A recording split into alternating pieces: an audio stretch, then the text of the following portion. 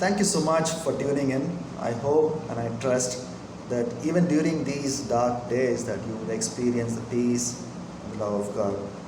Please stay tuned because by the end of this small message I would share with you few important um, formulas that all of us can implement in our lives. I've titled today's message as Lockdown Check. Lockdown Check. I'm going to share with you three key checks that all of us have to check during these days. Number one is check your heart. How is our heart condition like during these days? Are we able to experience the peace and the love of God, or our hearts filled with guilt, shame, and anger? Are we able to pray and experience the Spirit of God, or are we in some sort of pain?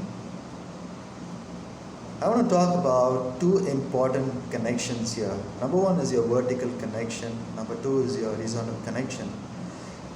Vertical connection is your connection with God. Even during Adam and Eve's time, we see the sin separated them from God. They sinned and they experienced destruction. Galatians chapter 6 verse 8 says, "One who sows to please his sinful nature will reap destruction, but the one who sows to please the Spirit will reap eternal life." It is simple. What we sow, that we will reap. If we sow sinful nature, we will reap destruction. But if we are in line with the Spirit of the Lord, we will experience eternal life.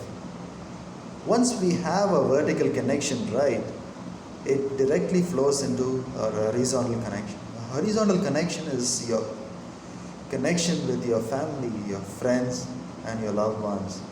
Once we experience the love of God, that will directly flow horizontally. Galatians 5 talks about the fruits of the Spirit. It talks about love, joy, peace, patience, kindness, goodness, faithfulness, and self-control. Are we experiencing goodness, patience, kindness even during these days? This is something that all of us, and for myself, will have to introspect during these days. Check your heart. It is either good or it is evil. Yeah. Number two that I would like to talk about is check your attitude. Check your attitude. There's this interesting phrase, I'm sure all of us will know. Your attitude will determine your altitude, your attitude.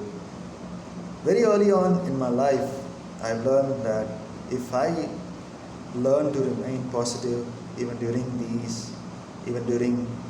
difficult times, then somewhere down there is light at the end of the tunnel. There is always light at the end of the tunnel.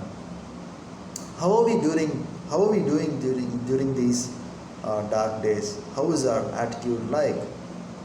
How is our heart condition like? I would like to share with you a story. There was once a farmer who was very frustrated with his life, and he decided to sell his land to another fellow farmer, and he left the place. He went out looking for gold and silver, but he was really frustrated and disappointed, but he could not find any. After 2 years, he realized that the person who bought the land from him had found a lot of gold and silver in the land, and he went on to become a rich man. The farmer was really devastated. The lesson that we learn from the story is all of us have something to give. All of us have something within ourselves. Have we found our gifts and talents? Are we making the best of our time? See, that the universal truth is the land that is given to us by our Creator is for all. Some make use of it, some don't. Some give excuses, some make use of the opportunity. You can either look at the situation as an obstacle, or you can look at it as an opportunity. Which side are you in? I would request you to think and introspect for your own self. Are at this time. I'm not asking you to undermine the deaths that people throughout the world are seeing, but I would request you to understand that this time is not meant to be thrown away. We can make use of this time to study, to learn, to improve our skills.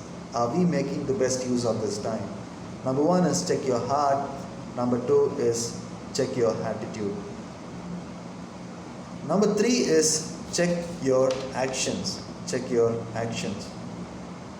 A tree is known by the fruit it bears. A tree is known by the fruit it bears.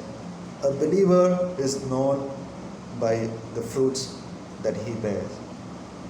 Are we bearing fruits in our life? John 15 verse 16 says, I have appointed you to go bear fruit, fruit that will last.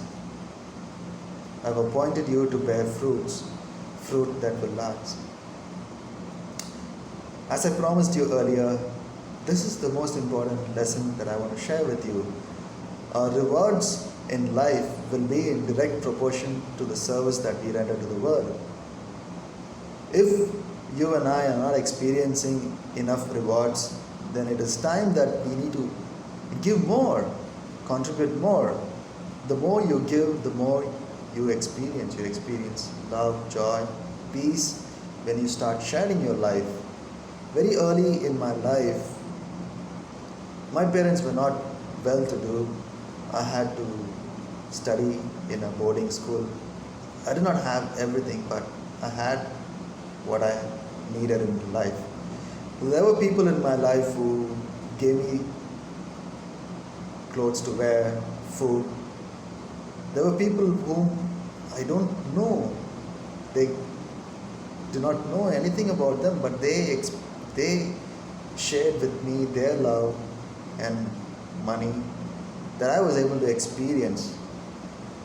So even as I've grown up now, even if I look back during those days, that how can somebody who did not even know me, they were willing to help me. So this created a big impact in my life, that I have decided that I myself have to contribute. There's this interesting phrase in the Bible, for whomsoever much is given, much will be asked for. So what is it that all of us have in ourselves that we can give?